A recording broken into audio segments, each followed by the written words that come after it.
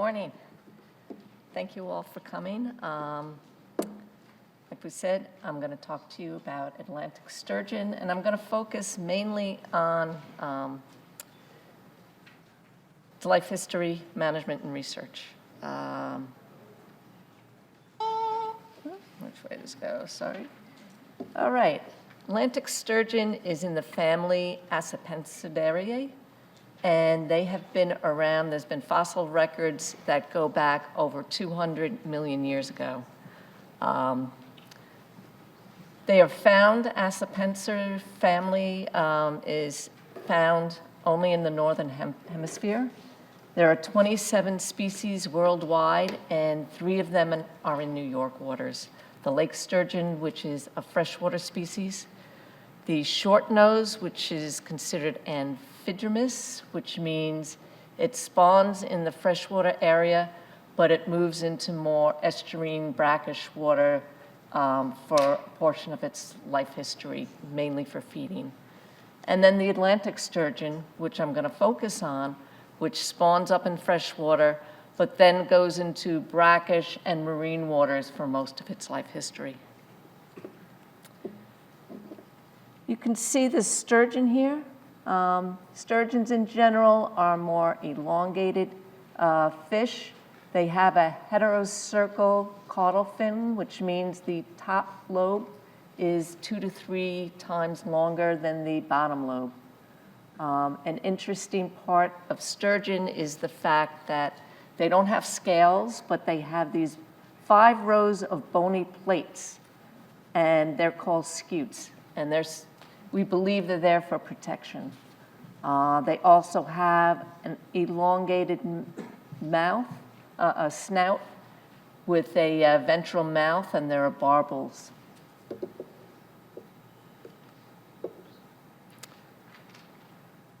So as I mentioned, Atlantic sturgeon, they're anadromous. They go into the freshwater areas to spawn, go out into the brackish and marine waters.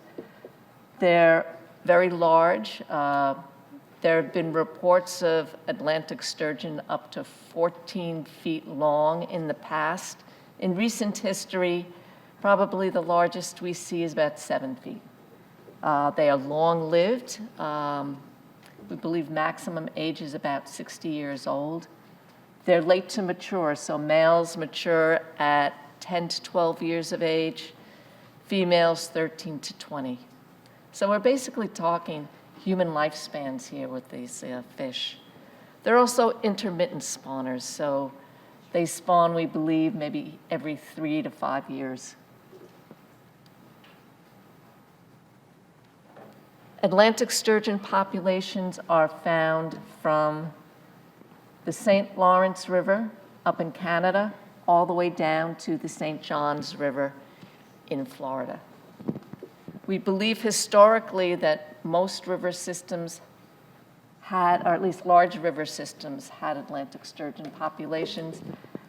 Now that's decreased. Our major populations are, we believe the largest one is in the Hudson River.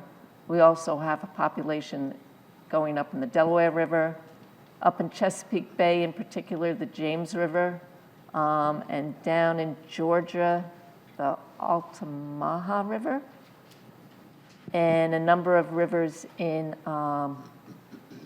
South Carolina. And I believe the last one in Florida is the St. Mary's, which is right sort of on the edge of Georgia and Florida. Up in Maine, we are seeing some resurgence of Atlantic sturgeon coming into the Kennebec River system.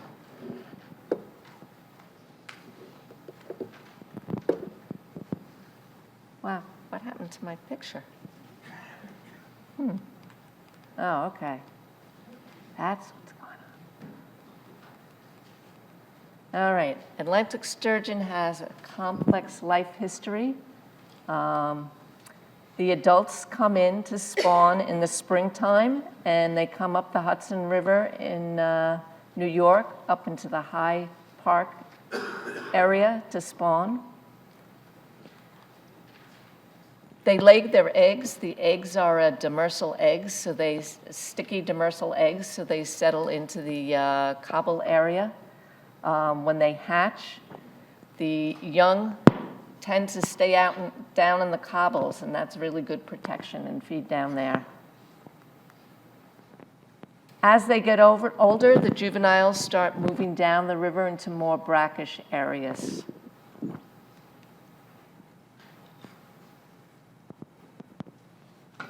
There's an overwintering area down near Haverstraw Bay. And then the subadults end up moving out into the marine and estuarine waters. There's been some tagging work done on both juvenile and adult Atlantic sturgeon. So some work done by Dovell and Berggren back in the early 80s. He tagged a bunch of sturgeon up on the Hudson River, juvenile sturgeon. And then these are all the tag returns. And you can see that these juveniles are going into a lot of the different estuary systems. And that's important to note because if you want to do genetic work to determine what natal stream your sturgeon are coming from, this juvenile life stage is not the life stage you want to use, because we know just because you find it in the Delaware doesn't mean it wasn't spawned in the Hudson River. So we want to really focus our genetics on spawning adults up on the spawning grounds or young of the year. Here's some work over here on the right that's done by Erickson et al. In 2011. And he put satellite tags on 4 sturgeon. And each of these maps track the movements of different sturgeon. So you can see this sturgeon moved down and spent a lot of time basically off New Jersey and Delmarva Peninsula. This one a little time off of New York Harbor and then down off of New Jersey. This one went all the way into Long Island Sound, spent some time off of sort of Long Beach area, down off of New Jersey and off of Delmarva. And this one also did a lot of movements.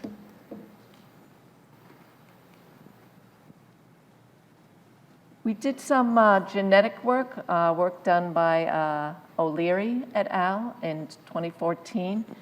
And we had 460 juvenile Atlantic sturgeon that they determined their natal origin. These animals were caught off of the south shore of Long Island, off of the Rockaways, and we can see it's a mixed coastal stock. So 70% of these sturgeon were from the Hudson River, and that's these gray bars. 10% were the Delaware, and that's the black bars down here. And 8% were from the James River in Virginia, and that's the white bars. So just because we see juvenile sturgeon right off of New York Harbor, it could come as far as south as the James River.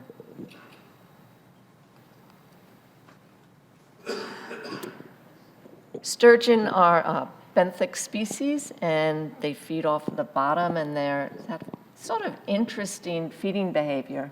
As I mentioned before, they've got these barbels on the bottom of their snout, and we believe they use that to find different organisms to feed on.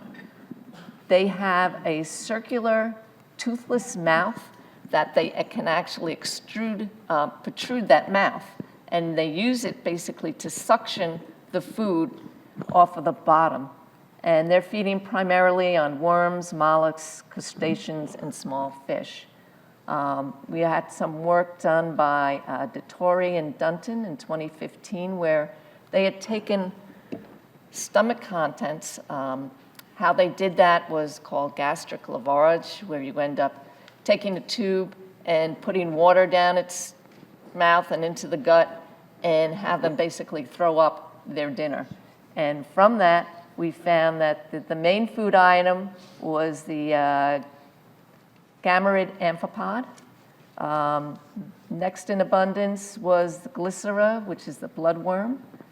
And we also found a lot of neomysis, which is the opossum shrimp. And those were fish, again, that were caught off of the Rockaways. Interesting part of their life history is there's a profound sexual dimorphism or size. Sorry. This is some work that was done by Kenley et al.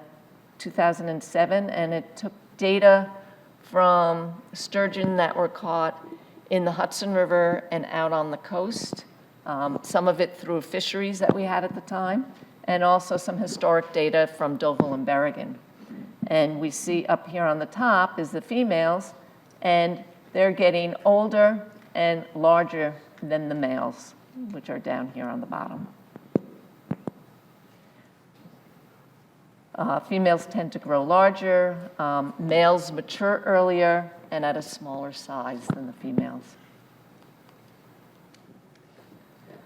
We also find difference in morphology and life history characteristics by latitude. And we find that northern populations, they live longer. Maximum age is about 60 years old, while about 40 years old in the south. They have a larger maximum size, older age of maturation, and also they spawn later in the spring. And here's a sturgeon that they caught off in the ocean. This one was caught, again, off the western south shore of Long Island, and it was about 7 feet long. I'd like to talk a little bit about management. This graph here shows landings data. Sturgeon have been an important food resource basically for several thousand years. So native populations certainly would utilize sturgeon as a food source. They consistently come back into rivers in the spring, so they're a reliable food to go after. And plus you get a lot of bang for your buck when you're getting a large sturgeon coming in. They also have information. They've looked at Indian middens, and they do see bones and those bony scutes in the Indian middens. Colonial times, there's references to the large amount of sturgeon that they would find in the rivers at certain times of years. There's reports, people said you could walk across the Hudson at times on the backs of sturgeon. And they used to also call it Albany beef because they were just so abundant. That changed in the late 1800s. And this is landings data. This original data is some federal data. And it shows that landings peaked at hundreds of thousands of kilograms at the turn of the century. And that was due to the fact that caviar became a really important food item for the rich in Europe. And the people here in the US took advantage of it. And they basically started strip mining these populations of old, large sturgeon for the caviar. And this couldn't last very long. And so the population crashed in the early 1900s. Low level of landings data, part of that is probably lack of reporting, but part of it is also the fact that you had World War I and World War II going on at this time, and not that much fishing was going on during the wars. We had a bit of a resurgence of sturgeon harvest, and it peaked in the 80s and early 90s. And some of the harvest was for large fish for caviar up in the spawning areas, but another part of it was for basically for the flesh, harvesting smaller fish out on the coast. A lot of that was a smoked product, and it went to basically more high-end places for smoked fish. There was concern in 1990 with this increase in harvest. And also the fact that in North Carolina and South Carolina in the mid-'80s, they saw an increase in their harvest, and very quickly they saw a decrease in their population. And it crashed very quickly, and they closed their fisheries down in the late '80s. So the Atlantic States Marine Fisheries Commission, which is an interstate commission that works on managing migratory resources, developed the first management plan for Atlantic sturgeon in 1990.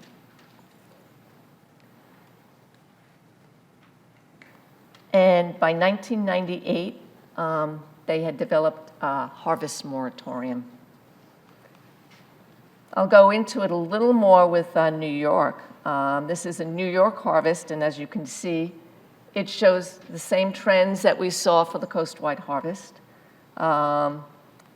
Again, we saw this resurgent fishery in the river and on the coast.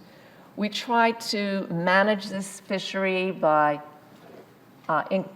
instituting a size limit, instituting some closed, seasonal closed areas, and then we even went as far as instituting a quota that we felt might be sustainable. And at the same time, we were looking at some monitoring data, and the data was just showing that the population was at very low levels.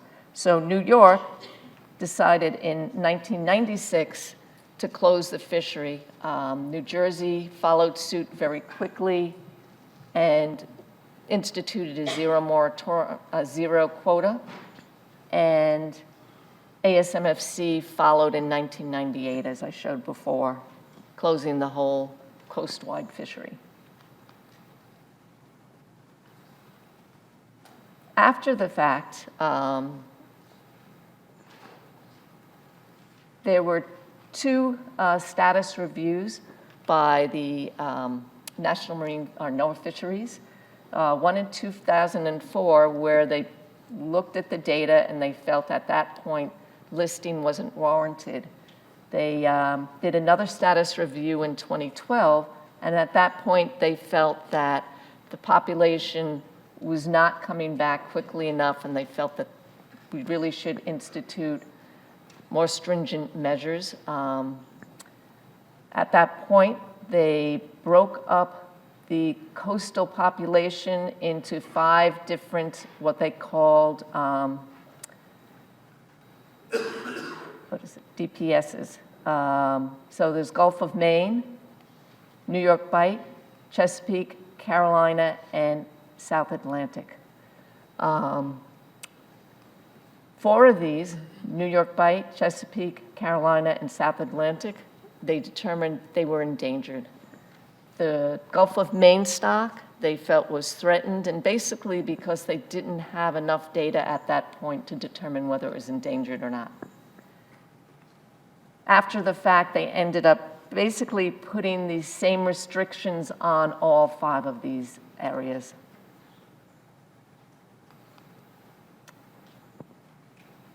We just had a updated assessment through the Atlantic States Marine Fisheries Commission. That assessment determined that there was a moderate probability that there's been an abundance increase since the moratorium was established in 1998. It also established a reference total mortality level, and that ranged from 0.08 to 0.09. And the best tagging estimate of total mortality for the coast was 0.04. So that meant they felt that overall mortality on the coastwide population was okay and sustainable because it was below these target values. They looked in more detail at the different DPSs, and these red boxes show that the Gulf of Maine and Carolina, there was basically a 75% chance that the estimated current total mortality was higher than this reference mortality. For the New York bite, there was only a 31% chance that it was higher. So, it was less than a coin flip. So they felt that these DPSs were okay, but there were a couple that they were concerned about.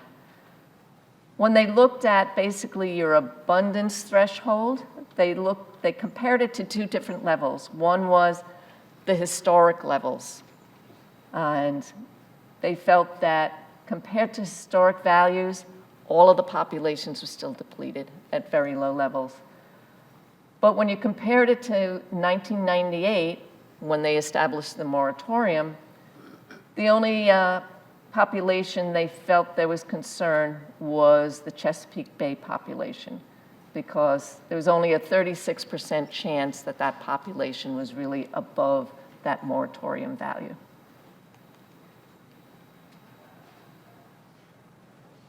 One of the reasons why the National Marine Fisheries Service established the endangered status is because there's these continued concerns about mortality. So even though we closed the whole population to directed commercial harvest, there's still bycatch mortality that occurs in some of the fisheries in the rivers. There's still some fisheries for shad, striped bass, and river herring in the river systems with gill nets, and that ends up catching sturgeon as a bycatch. And there's also a number of fisheries on the coast which catch sturgeon as a bycatch. And this graph up here, this map, indicates areas that sturgeon were found as a bycatch in the Federal Observer Program. Another issue is ship strikes. So not only do whales have a problem with ship strikes, we also have a problem with sturgeon, because they actually do jump out of the water. An interesting fact is there are some areas that there are signs warning people to watch out about jumping sturgeon, and there have been some interactions, especially down in the Gulf, where they have a sister population of Gulf sturgeon, where some people have gotten hit in boats with sturgeon.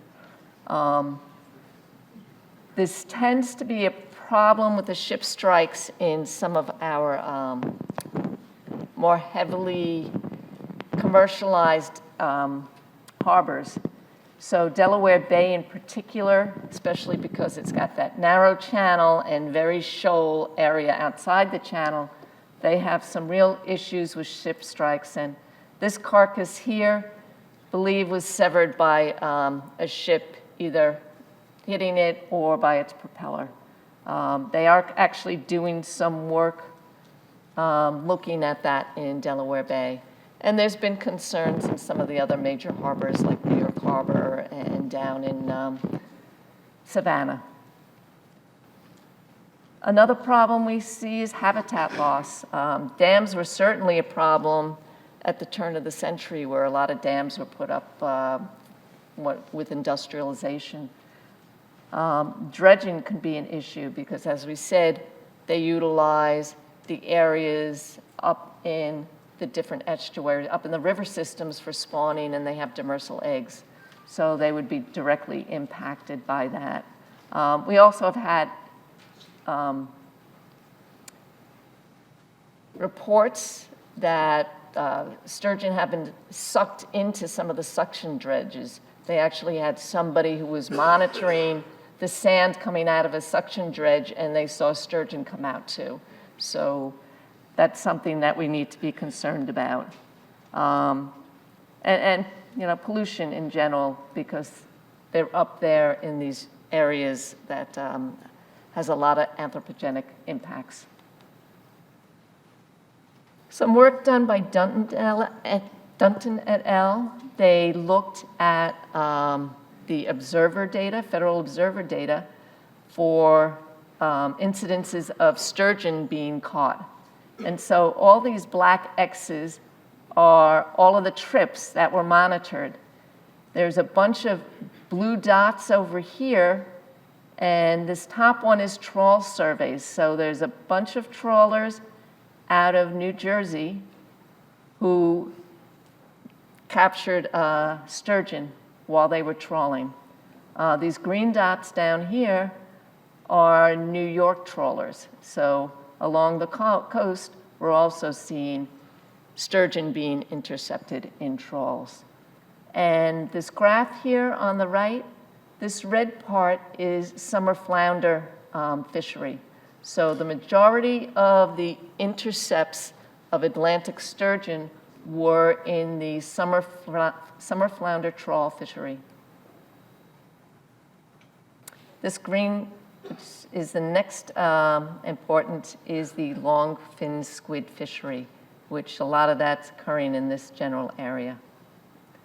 This bottom graph shows the gillnet information. Again, here are a lot of blue dots, and that's gillnets coming out of New Jersey in this area and out here. And the green dots are gillnets here from New York and also out in the east. And the main fishery that's intercepting sturgeon is the monkfish fishery with gillnets.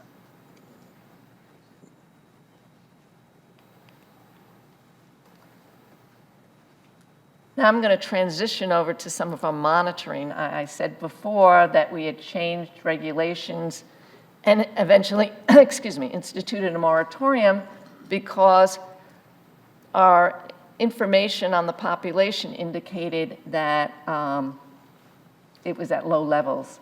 And one of the most important ones we were using at the time was information from a fall beam trawl survey that the Hudson River Power Generators conducted. And this survey went on from the 70s into the present. This graph here shows the data from 1985 to 2015. And you can see in the 80s, we were seeing some pretty good levels of juvenile sturgeon. And they're basically ages 0 and 1 in this survey. And then during the early 90s, dropped to very low levels. And that what gave us real concern, because similar to what we saw in the 1800s, they can't withstand a lot of harvest. So this red line is 1996, when New York instituted the moratorium. And after that, we started seeing some better year classes occurring, and it seemed to be on sort of a 3 to 5 year basis, a cyclic good year class. And we had a real good year class occur in 2012 in this survey. Unfortunately, this program is going to end in 2021. The Hudson River Indian Point Power Plant is being decommissioned in 2021, and the monitoring programs will end at that point. The good point is that New York DEC, with the help of the United States Fish and Wildlife Service, developed a gillnet survey that focuses on monitoring juvenile sturgeon also. These age classes that they're focusing on is more 2 and 3+ year old fish. And this started in 2006. And again, we start to see some cyclic increases in juvenile abundance. What's interesting is I pointed out that in 2012, we had a peak here in the power generating, basically age 0-1. And we see this peak again in 2014 with our age 2 and 3. So we think that this program is tracking pretty well what the other program was. We're doing some coastal monitoring. We started, this work was done by Dunton et al., 2010. We instituted a random trawl survey on the coast of Long Island from New York Harbor out to Montauk. It was stratified by depth, so we had 3 depth regions, basically 0 to 10 meters, 10 to 20, and 20 to 30 meters. And the work that was done, these triangles here show trawls that were done and they didn't catch any sturgeon. These circles are where we caught sturgeon. And so we see that the majority of the sturgeon that were caught during this program were off of the Rockaways and off of Jones Beach area and off of Sandy Hook. And we also had some good numbers out here on the South Fork in the East End.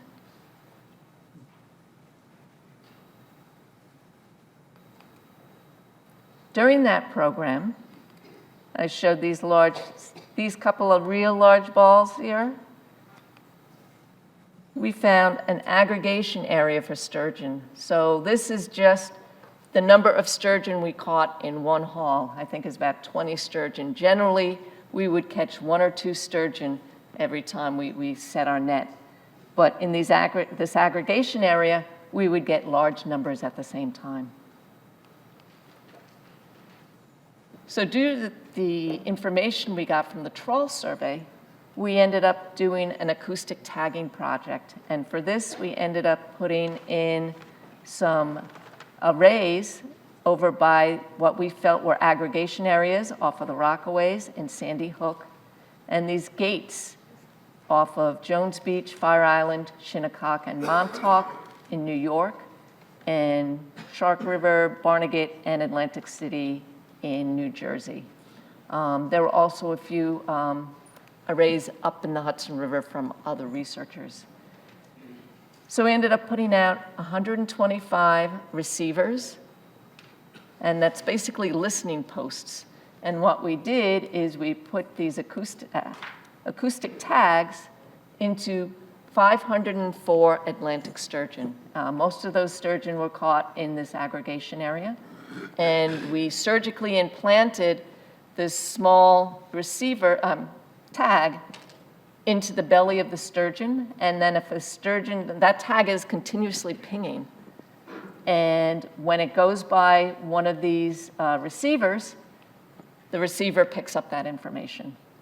And so we ended up getting 1.5 million detections from this array of receivers that we set out, and also another 2.4 million detections from arrays that other people have. And so a group out of the University of Delaware, headed by Dwayne Fox, developed this acoustic Atlantic Coastal Telemetry Network, which basically works on having people who have receivers out there collaborate with the information. Because those fish don't care, they'll just swim up and down the coast, as you saw before from some of the graphs.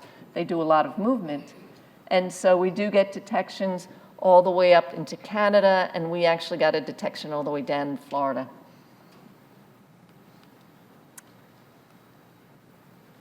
We've sort of color-coded these detections. Hudson River is this top graph in red, and we find the detections of these sturgeon basically from May through September. So they're spending the summertime up in the Hudson River. This purple here is the coast, and we're getting the detections there consistently from early May to early June, and then again sort of early October to late November. And again, spring, fall, we're finding them off the South Shore of Long Island. Green here is the New Jersey coast. Not quite as distinctive as New York, but you're getting your springtime, and then you're also getting your fall. We have detections from Long Island Sound, and that's from receivers that Tom Savoy from Connecticut Department of Energy and Environment has in Long Island Sound. And we find that, like the Hudson River, the sturgeon spend their summers in Long Island Sound. And then there are receivers down here off of Chesapeake. I don't know what happened to Delaware. But Chesapeake, Delaware is basically spring, fall, and Chesapeake ends up being more wintertime. So that seems more of a winter area. This graph shows information how far offshore are we seeing these animals. And so this is the receiver distance from shore in kilometers.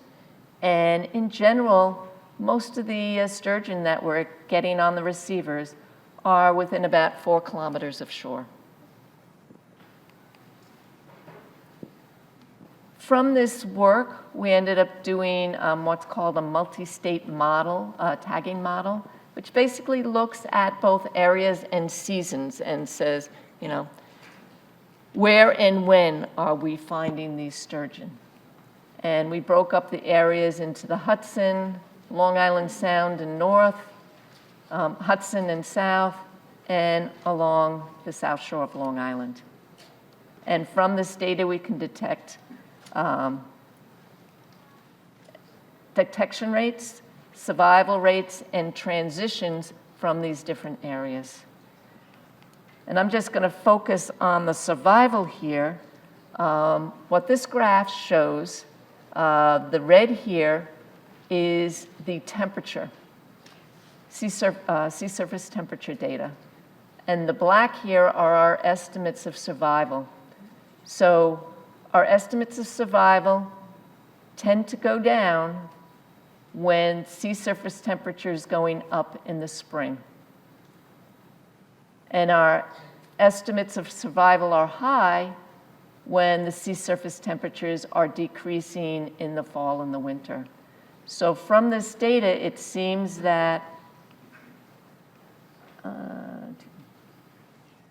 our biggest problem tends to be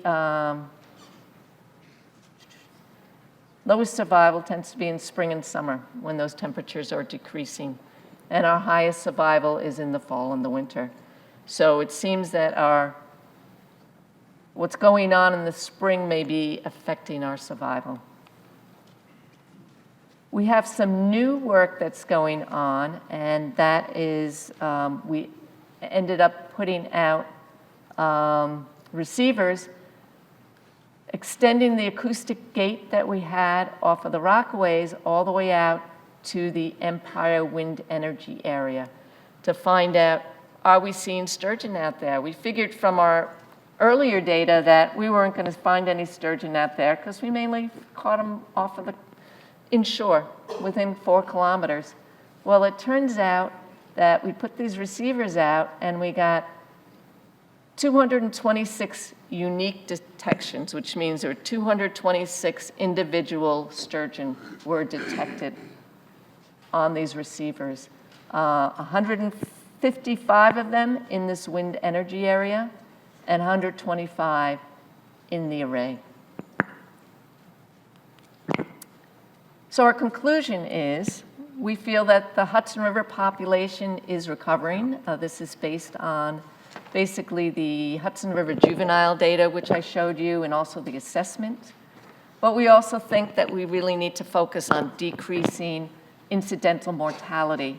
And there are a number of ways we can do that through behavior modifications or fishery modifications. Also, habitat loss, and people are actually removing some dams. I'd like to acknowledge, number one, Byron Young, who got me started in sturgeon, whole group at SOMAS who's done a lot of this research, DEC collaborators who also have done work on the Hudson, and especially our ACT network, who are our collaborators up and down the coast. Thank you.